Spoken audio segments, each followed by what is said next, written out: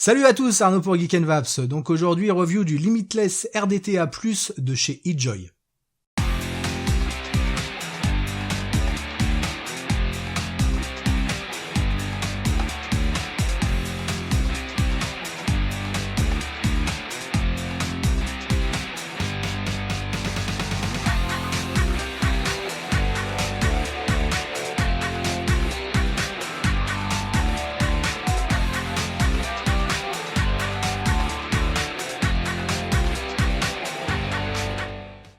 Alors le Limitless RDTA+ est un atomiseur reconstructible, un peu semblable à l'Avocado ou au premier Limitless qui était déjà sorti. Là c'est une évolution. Il est réalisé en collaboration avec eJoy et Limitless Modco. Il fait 25 mm de diamètre pour 61,5 mm de haut. Il a une capacité de 6,3 ml. Il est en acier inoxydable avec une partie réservoir en Pyrex, un drip tip en Delrin. À savoir, tout comme l'Avocado d'ailleurs, on va pouvoir le monter en simple et double coil. Après, pour la petite aparté, c'est un atomiseur que j'ai vu à sa sortie. Le premier d'ailleurs du nom aussi. Petit clin d'œil à Selba, il se reconnaîtra. C'est un atomiseur que je trouvais pas spécialement très joli, mais je me suis pas arrêté à ça, je l'ai testé malgré tout. On en dit quand même pas mal de bien, même si c'est pas mal de temps que je l'ai, et au final, j'ai bien fait. Celui-ci me vient de chez Even Gift, donc merci à Alfonso. Allez, tout de suite, on va regarder tout ça en détail. Alors, la Limitless RDTA+ arrive dans une boîte comme ceci, boîte carton avec une boîte cristal à l'intérieur. On y retrouve un scratch code pour l'authenticité et plein de choses derrière avec, vous voyez, toutes les nouveautés par rapport au premier Limitless. On retire l'emballage en carton, on a donc une boîte en plastique cristal, on va venir l'ouvrir. On y découvre un tournevis cruciforme, un Pyrex de remplacement qui est fumé, plein de petits accessoires dont un réducteur de chambre, des vis de remplacement, deux coils Clapton et des joints. Et enfin, bien entendu, notre atomiseur. Donc voici le Limitless, donc un look vraiment particulier, ici version rouge, avec des sortes d'arabesques, choses comme ça. Bon, c'est un imprimé sur lequel je suis pas super fan. On va venir retirer la partie supérieure qui va nous permettre de faire notre réglage d'airflow. Vous voyez, vous avez deux fentes et en tournant donc toute la partie haute, on le verra après, on va pouvoir modifier donc notre arrivée d'air. On a un drip tip en Delrin, comme vous le voyez, on n'a pas de joint à la base de ce drip tip. Le joint est à l'intérieur du top cap. Et est fourni un adaptateur pour drip tip 510 également. Je vais pas forcément l'enfoncer à fond parce que ça tient vraiment bien. Vous pouvez venir mettre un peu de liquide au niveau du joint pour que ça passe mieux. Ensuite, on a la partie corps de l'atomiseur, donc la partie décorée, on va dire. Quand on vient soulever d'ailleurs cette partie-là, on voit se découvrir la fente de remplissage de l'atomiseur. Vous voyez qui est relativement large. Il y a une petite goutte juste en dessous pour dire que c'est ici. Voici le corps de l'atomiseur, donc avec deux larges fentes et la déco, bon, qu'on aime ou qu'on n'aime pas comme moi. Ensuite, on a le plateau de montage, plateau type Velocity, un peu particulier. On a les deux vis inférieures, donc cruciformes, qui sont sur les côtés, et les vis supérieures qui vont être au-dessus. Donc les deux vis supérieures sont en titane bleu. On vient les ouvrir, donc on a des trous d'arrivée relativement larges. On voit sur le dessus, on a 4 trous pour le passage du coton. En dessous, on va retrouver un 510 qui est non réglable. On va pouvoir dévisser, ça va permettre de libérer le pôle positif. Par contre, contrairement à l'Avocado, on n'a pas besoin de dévisser cette pièce pour dévisser complètement le tank, on le verra tout à l'heure. On a une vis, vous voyez, qui fait tout le long. On va pouvoir dévisser cette partie intermédiaire, vous le voyez, qui va libérer complètement le plateau. Donc c'est plutôt pas mal, avec, comme vous le voyez aussi, l'arrivée de coton est complètement libre. On va pas avoir besoin de passer le coton dans les trous, mais directement. Un peu comme sur le théorème de chez Wismec d'ailleurs. On va pouvoir retirer le Pyrex assez facilement, les joints sont pas trop durs. Et de cette sorte, on va pouvoir tout démonter pour un nettoyage facile. On a vraiment quelque chose de très propre. On va en profiter pour mettre en place le Pyrex fumé, qui va donner un look un peu plus sympa. On a 2 coils de fournis qui sont des Clapton sur un axe de 2,5 mm et qui font 5 tours chacun. On va venir mettre en place ces 2 coils d'ailleurs, voir un peu ce qu'ils donnent. Mise en place sans aucun souci, on est sur un plateau Velocity. Malgré la relative grosseur de ces coils, on peut sans problème mettre du fuse Clapton de l'Alien, ça va passer, aucun problème. On vient revisser tout ça, on vient bien entendu couper le fil excédentaire. Voilà, on a un petit montage bien sympa.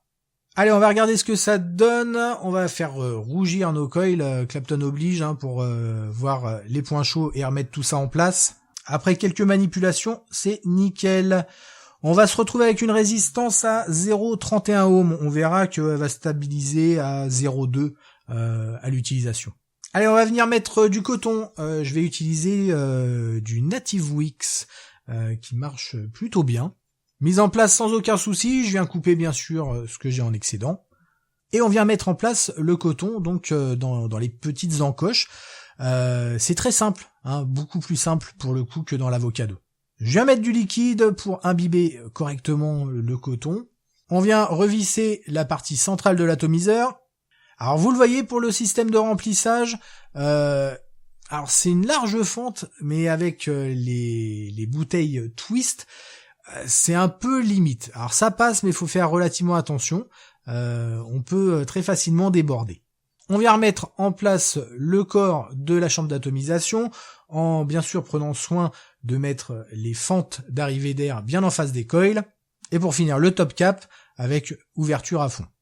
Et voilà, on vient le mettre en place sur une Exome V3 et il ne reste plus qu'à tester.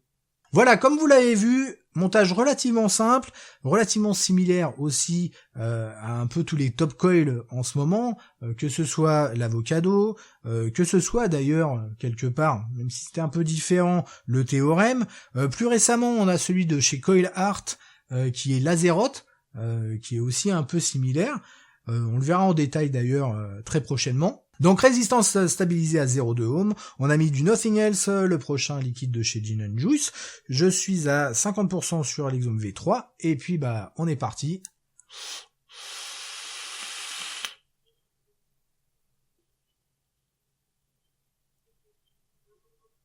Et voilà, c'est pas très beau, mais ça marche super bien. Non, plus sérieusement, effectivement, une très bonne surprise sur ce Limitless RDTA+. La vape est vraiment très agréable. J'étais habitué à l'avocado, j'ai beaucoup vapé sur l'avocado 22, 24, et force est de constater que ce Limitless RDTA+ marche vraiment très bien. Concernant son tarif, on va le retrouver aux alentours de 30-40 euros suivant les magasins, ce qui est un tarif plutôt correct pour ce type d'atomiseur, comme on en trouve de plus en plus d'ailleurs, c'est-à-dire des atomiseurs qui fonctionnent bien à un tarif carrément accessible. Allez, on va tout de suite attaquer les plus et les moins. Les plus pour commencer.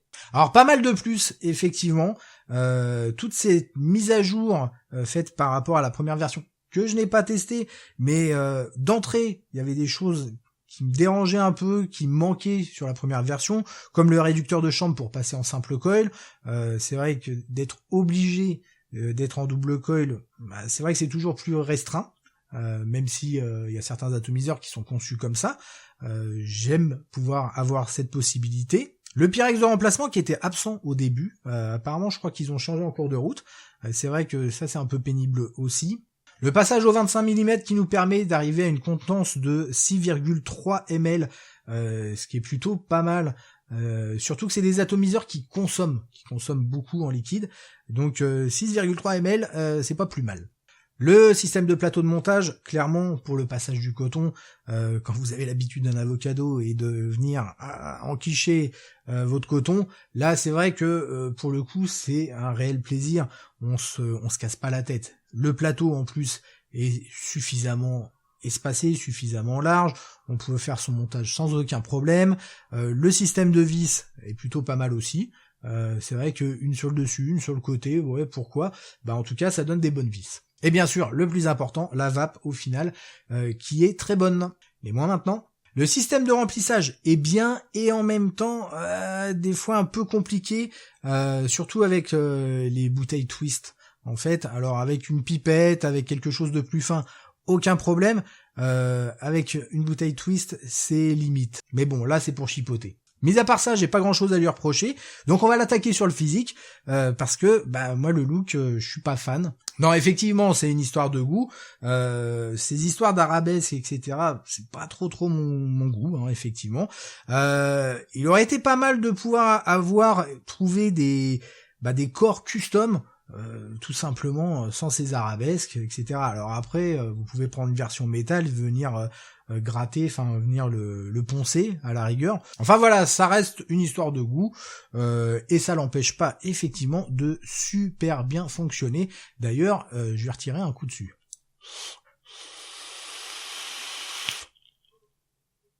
Voilà, c'est pas parce que je le trouve pas très joli qu'il va pas très bien, bien au contraire. On se retrouve très rapidement pour de nouvelles aventures. Merci d'avoir regardé cette vidéo. N'oubliez pas de participer ou de vous inscrire à l'Edus. Et en attendant, une très bonne vape à tous.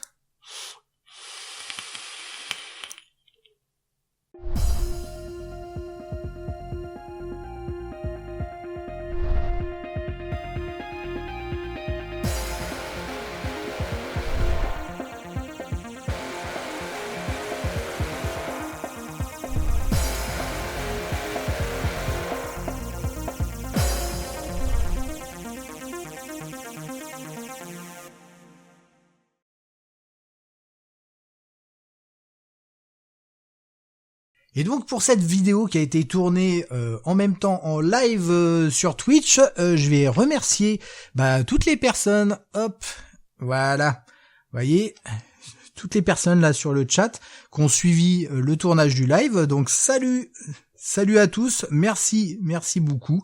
Et puis on va remercier Nat qui était juste là pendant le tournage, voilà, qui est très contente de passer sur la vidéo. Salut!